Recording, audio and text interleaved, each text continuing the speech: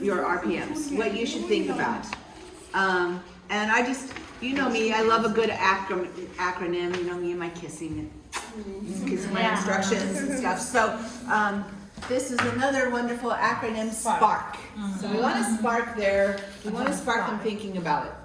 Okay, so feedback needs to be specific, which a lot of times we see a lot of praise given. Praise is not feedback. Yeah. Okay, praise is just, yeah, good job. But specific means what did they do? How did they do it? What worked? What didn't? So giving specific, not just saying, good job, it was a nice lesson. Or I like that activity.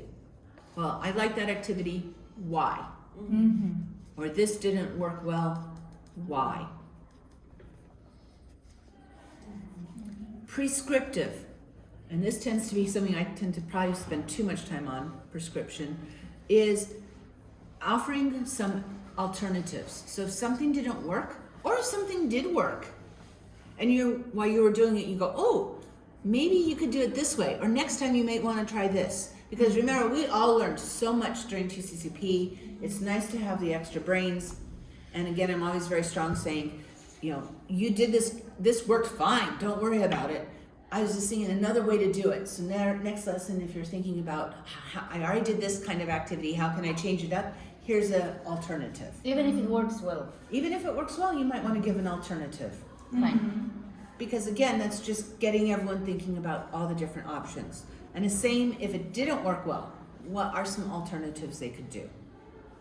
So instead of just saying, so that's prescriptive, giving some possible revisions, giving some examples, maybe even giving a resource that they could go to. All right? Which leads up to the next one, which is actionable. And this is something I felt unfortunate that I didn't. Again, this all came from my feelings of doing not the job I wanted to do with you guys, and feeling like my feedback wasn't great. My self-reflection, you guys getting you to self-reflect wasn't so great.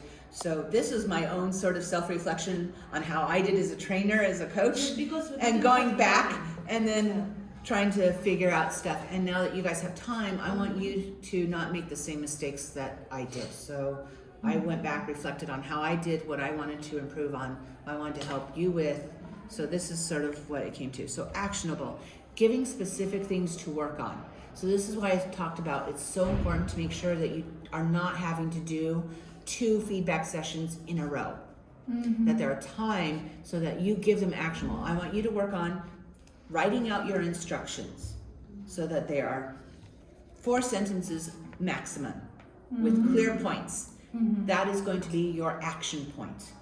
So action is a clear action that they can take.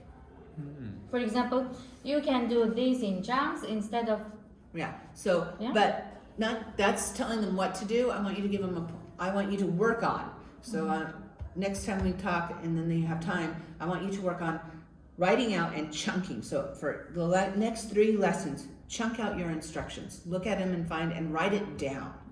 So actually doing something. Because if I just say, chunk your instructions, everyone goes, yeah, sure. And that's all. That's all. Finish. So you want to give them some action to do. Will they do it or not? I don't know, but I feel like if it's something more specific, rather than just to think about it, write down. They may need help. That means for the second observation, she will have to improve. Some improvement. Yes. Yeah. Because that's why she's telling not to give a feedback one after another, 2 lessons. it needs only one, and then to see improvement. Yes. If it's I was thinking if you gave that feedback, you could help them chunk it. What would you say first? And have them say it. What would you say second? And then, you see what I mean? Then they could maybe apply that especially idea. if it was something that was a problem, like saying doing a round robin. Okay, you said, or a running dictation. You said, okay, you're going to work like this, then you're going to do this, then you're going. Okay, what could you do first? First, you could get them into pairs and chunk the instructions. One person's writing, one person's. Then you're going to chunk it into how long, or something like that. So it's in pieces because not all instructions need to be chunked, but maybe then bullet points. What are your bullet points? And they may not be able to do that alone, right? Yeah. So they may again, need your help, I think. Yeah. Yeah. Again, Cities. I would like Everyone. Yeah. Everyone. I want you guys to be able to do more mentoring than I was able to do with you guys. Okay. So giving them actionable points to referenced, and this is very important because this is TCCP. Referenced means talking about the theory behind it, okay, or how and why you were focused on this. Do you remember in TCCP we talked about 1+1, or we talked about learner autonomy, or we talked about so those things. There's something referenced, so it's not just my opinion. We're referring it back to what you needed to do in the TCCP. Remember, TCCP wanted you to do this. So I want to see that more in the classes. So addressing TCCP. So yeah. That's why it's key, yes? Yeah, student-centered, teacher talk time. I'm trying to think what else. Yeah. Yeah. And the last one, I don't think you'll have any problem with. Oh. Be kind. Sometimes it's hard, I know, and it's Uzbek. I think is a very direct culture, and I thought Russian was direct. Uzbek can be very direct with. Uzbek's very strange. They're very direct in some things, and other things it's very indirect. So it's like Regarding to teaching or administration work, they're so direct. yeah. Oh, okay. And Right. so people just jump right into, you did this wrong. Yes. You need to change Bossy this. way. I So don't like it. be careful about how you're doing it. For a while, it was very popular to do what's called the sandwich. You do something nice, you say something nice, I like you it. give them criticism, you do something wrong. Well, now they're saying that actually isn't quite the best way to do it because people understand that they're going to get feedback. So I think the big thing to understand is like, hey, we're here to learn. I'm learning by doing this with you. Just like I learned, like I said, this is all for me learning and doing it with you. Yeah. So making sure that they understand that everyone here is a learner. I'm learning, I'm trying to do the best that I can. Let's work through this together. This is, again, not, and stressing with them that this is not about a final grade or a final thing. This is about improving and how do we improve. So another thing that I think is, and again, something I felt I really needed to work on was how do we get teachers to do self-reflection? And this came about a lot from when I was reading a lot of your, and not necessarily people here, but CT's reflection forms. Because a lot of the reflection was about how did the students do? How did the activity go? Which is okay, but it was there was little connection between what the students were doing, how the activity went, and how you taught. It felt very disconnected. So we really want to have teachers think about, well, you know what? The students did this because I did this. My actions in the classroom probably affected that activity somehow. It wasn't just because, the student, once in a while, yes, it does happen. Once in a while, the students just go off and you're like, I just lost control and they're not paying any attention to me and they're just not having any of it. But most of the time, they didn't do the activity, students were not paying attention, so they didn't do the activity right. Is that the case, or was it because your instructions were so long? Yeah. So there was very little connection between what happened and the teaching in a lot of the teaching reflection forms that I wrote. And I think I felt my responsibility on this because I felt I did a lot of giving feedback rather than having you try to reflect. I tried to do it a little bit, but it was knowing like, how did you think it went? Okay, great, we're done. So I didn't feel like I did a good job with that. So that's again why I went back and was now doing this. I'm like, I want to make sure you feel more confident going in. How do you get your teachers, your RPMs to reflect on their teaching practices? So this is just, this is from Cambridge English. They have, and I can give you the website later if you want, they have a really good thing on reflective teaching. Yeah. Where? It was Cambridge here. English. Where is it? Cambridge English, and I will send you the link. Yeah. But this all came, these two forms came from there. Okay. It It's rather long, so I took what I thought was important from it, and the more important questions that you could ask, took that. And then Gibbs is a Tesla researcher for Cambridge, and he came up with this cycle. So it's never ending. Okay, so I'm going to start with the description. So you need to ask what happened. And then if you want to ask what happened, what went well in the lesson, what didn't work, or what maybe issues came up. So basically describing the lesson. Then feeling, and that's something I forgot to ask a lot, was how did you feel after that? How are you feeling? What do you feel? Is it about self-reflection? Yeah. And so there's a few here, like I liked, at what point did you feel most successful? That you were like, yeah, oh wow. I've had that feeling where you're like, oh, that worked. Phew. You asked Briana, that. what does it mean? You asked Gibbs that. is a person's name, a researcher's name. He's a guy who developed or girl, I don't remember, it just said Gibbs' name.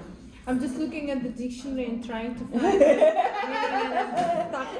No, it's the last name Oh, okay. of a researcher. First name. All right, so what made you feel most successful, or what frustrated you? So think about some feeling terms that you could ask them. So one is describe the class, how did you think overall it went?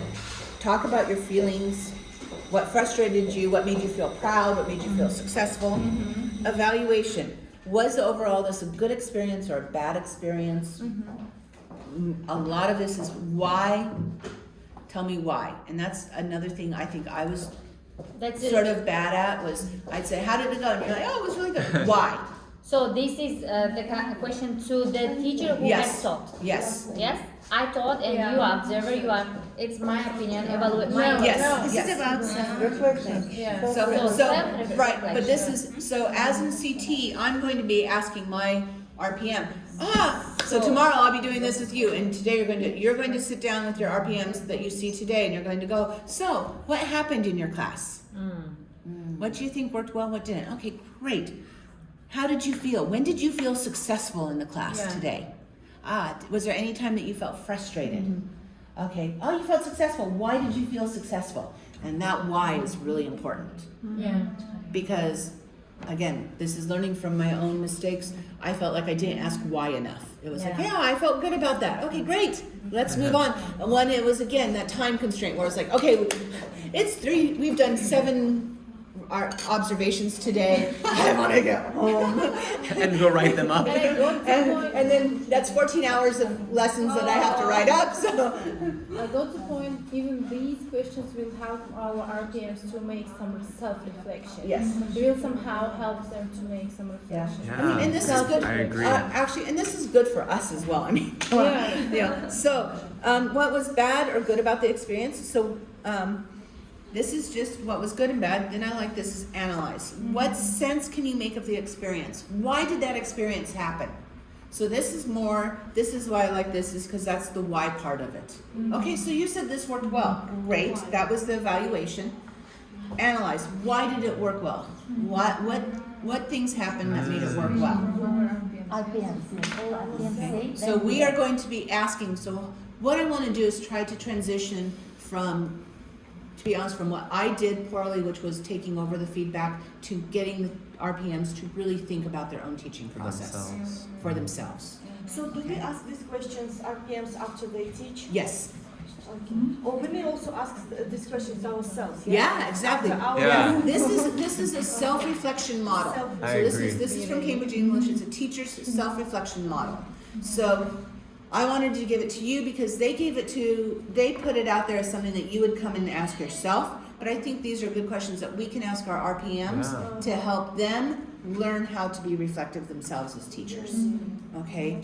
I like your point though. If we can't do it with ourselves, Yeah. we can't do it with other people. So that's a really That's really nice. Yes. Yeah. So exactly. So analyze is why. Why do you think it worked well? And I think it's important to focus on the why. And then with that why, again, one of the things is, why did your teaching actions, how did you do as a teacher that made that happen? Not just why, oh, well, it was a fun activity and the students like games. But you've had games that didn't work well. why did this work? What did you do specifically to make this work? Conclusions. What do you need to improve on? What things, we looked at, and this is a good thing, like maybe you get the pre-observation. Did you accomplish that? What do you want to improve on next time? And then, Okay, if the answer is I'm not sure with my improvement, should we provide them Then, you guys well, are doing this, yeah. that? Maybe it would be better if you get this way or that. So usually what I would do is start with this, and then give a little bit of this. Our own ideas. So through this, you're doing this sort of hand in hand. You're going to make sure you ask them, and then make you say, oh, well, this is what I saw. Oh, okay, great. This is what I felt. This is what you did. Okay, this is what I thought was well, and this is what I didn't think worked. Okay, why? If they can give you some, and then conclusions. But especially if you're working through in the analyze, and you get them to really analyze conclusions, they should be able to say, I need to work on giving instructions well. Then the big one here is action plan. How are you going to do that? How are you saying I want to improve my instructions? That's great. But how are you going to actually work on that? So with the next evaluation, and we start the cycle again, we see improvement. So the action plan is the how. How are you going to improve that? What is your plan? Not just, oh, okay, yeah, I'll work on instructions. How are you going to do that?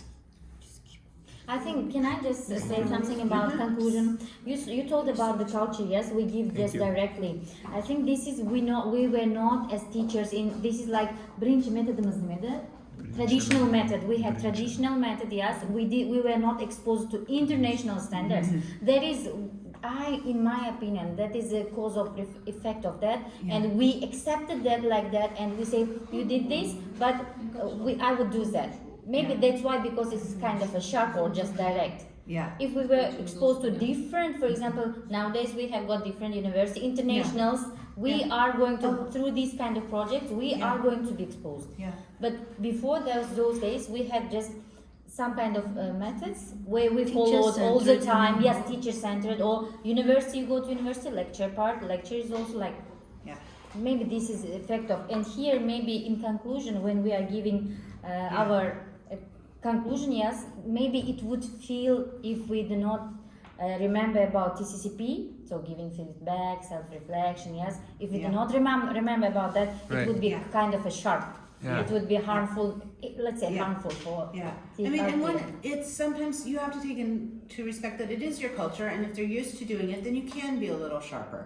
This is also, it's not saying that it's necessarily bad, it's just, again, to me, I just want to make sure that my teachers are looking at their own teaching a little better than what they are. Because culturally, they're, again, not necessarily one thing's necessarily worse or bad, especially teachers and adults, we can tend to take that criticism a little better than we can when we're dealing with our students and that far as feedback and stuff.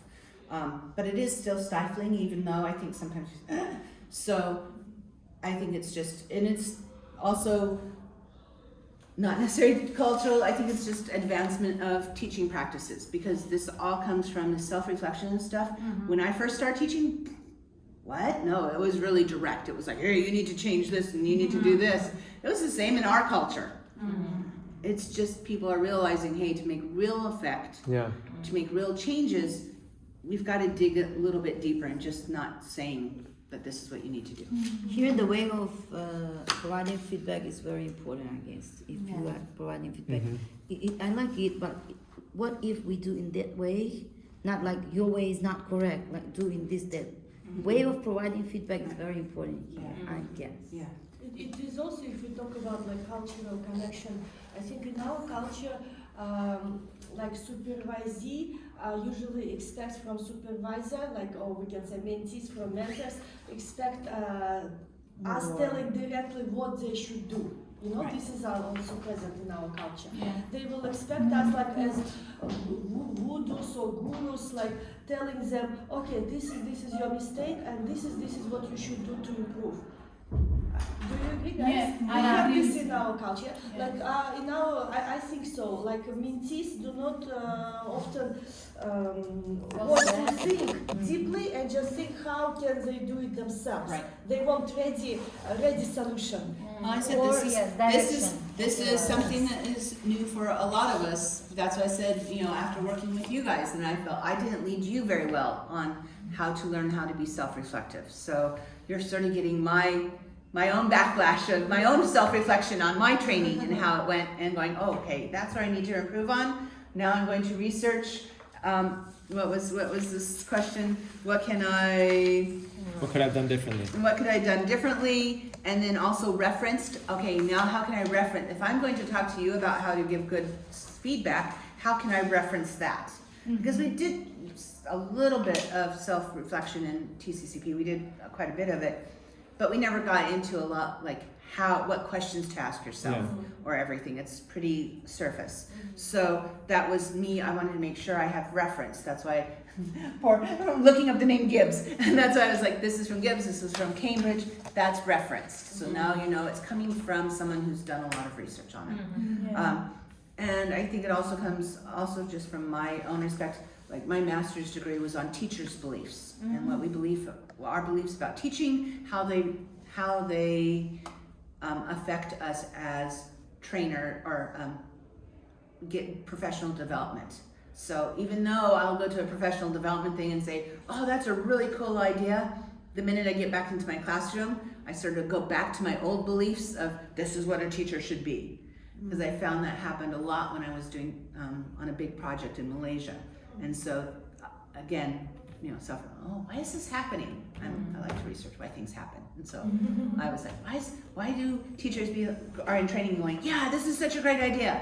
And then I go and watch them in school and they're like back to doing their old ways. And there's embedded beliefs that we have that are really, really hard to change. And so without giving some scaffolding, we scaffold our students, we need to scaffold our self-reflection. That's sort of what I was thinking. So My world of whys are becoming bigger and bigger. The world of why. So many whys. I was thinking about these questions. I like them because if you just tell someone information, it's not the same as you giving them time to try to think for themselves.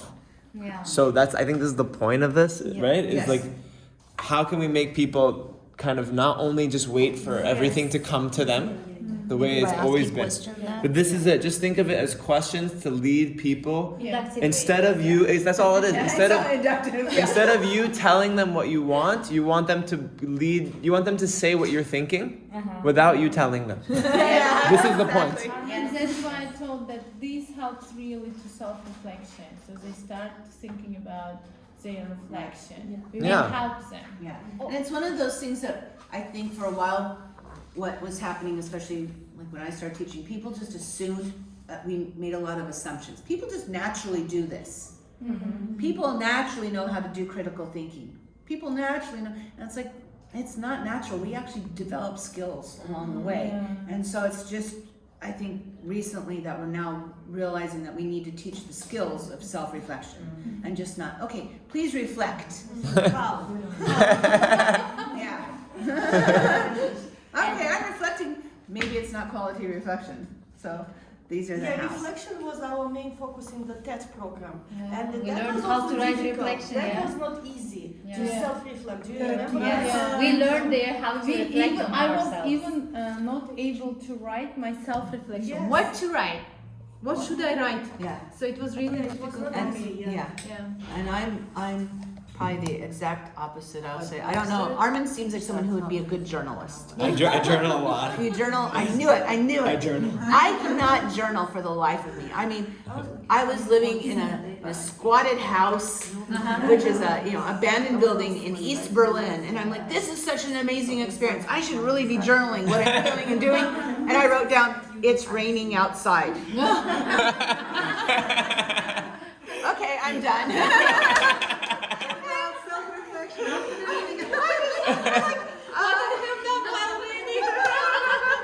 While it was raining. I don't know. and I know it's something I should practice on, but I just was like, okay. So then I started to doodle. I'm like, maybe I'll doodle pictures, and that will help me. I don't know. My mind just doesn't. So it's hard. This is something that's also, I think, that way of, being someone who journals. It's hard for me. I don't naturally do it, and I know people that naturally seem to have more of a natural inclination to it. But like I said, I was like, okay, if I can't journal about something, this weird experience that I'm having, and I can't think of anything to say besides it's raining, then. One How thing. did it work well? This may help. I was proud when. Yeah. Don't just give questions, give the beginning of answers. Yeah. So give yeah. some sentence starters might work too. I just think if you got it, whatever you think would help, you have them. I help my learners win. Yeah. So that's maybe something. Actually, that's something we could do. Is I'll try to get that up. Or we'll write something up and we'll put sentence starters here. So if these are the questions you want to ask, then you can give your When? RPMs. Win.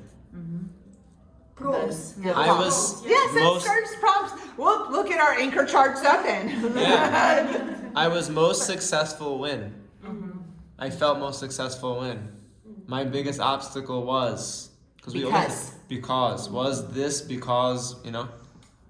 I think this will prepare your listener to accept your feedback as well as, rather than just saying directly, he or she says what she felt and you have similarity, but apart from that, on this side, it looked like something this. So it prepares the listener to accept what hasn't she thought about that, Right. or what she wasn't expecting. And I love what you said there. From this side, that's something to remember is that, and you guys have all been through this, and we all tend to forget. Something happens, I think, when we sit on the other side of the classroom, that we forget that, hey, when she's up in the front, or whoever's the teacher's in the front, she might be seeing some things, or they might be seeing things a little differently than we are from the back. Exactly. And there's also, again, this is one reason I don't want it. I want you guys to try to do it as much as possible in very small groups or one-on-one, because it's so distracting to have 30 teachers in the classroom with 12 students,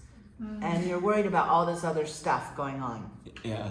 So Students you're not, also feel something frustrating. and the other big thing that I it's want to simple. make sure your RPMs, and this is something I've again come to sort of realize, a lot of this people base it on how are your students performing.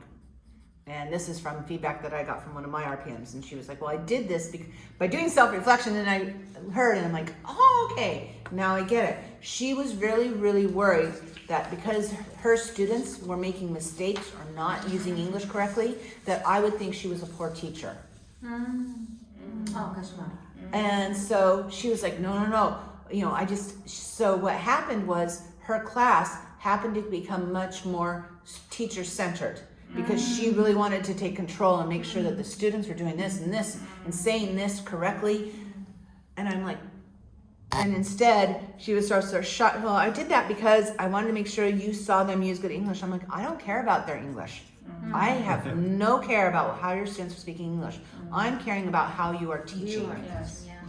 And so what I saw was you taking over for your students and correcting your students all the time, or not letting them finish a thought because you were so worried about what they were saying. I said, so I want to see you let go. And so she was much better in the next class. But again, that's why I like also, I've been trying to utilize this, and that was one thing I had not thought about that. So her perspective, her side was different from my side. Yeah. And so it gave me an idea of why she was doing it the way she was. And I was like, okay, that makes sense. But I'm not your principal. I'm not one of the assessors coming in that are going to look at how the students are doing with English. I'm looking at you as a teacher and how you're doing as a teacher. Yeah. Last Saturday I had a demo lesson in my school.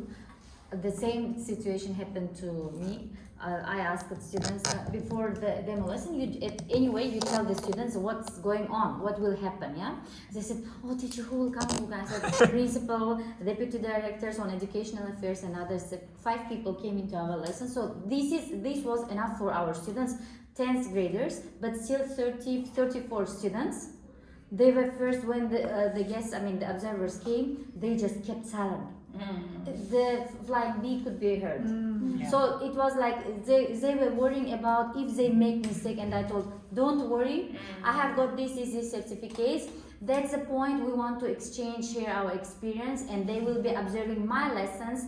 Through my lesson, they can realize your knowledge. Don't worry, you are not the first person who will be observed. Then they said, oh really? So I think there should be some kind of a point Explanation that for the kids. yes, Yeah. for kids, so that they also should understand that This they isn't about think- them. Yeah, it's about, no, partially. Partially, yes, Yeah, you're right. partially. They are. I told, please do assist, support me. And then they tried. I said, forget about the observers behind. I started from like game kind of activity. Yeah. They felt, forgot about their tense, and it was kind of a Yeah, first the silent part, then it activated. right. It depends on how we, as you told, how we explain. Right. Okay. Not your students, your teaching. Yeah. I think Thank it's time to Oh, start. it's time to start our observations. Okay, great.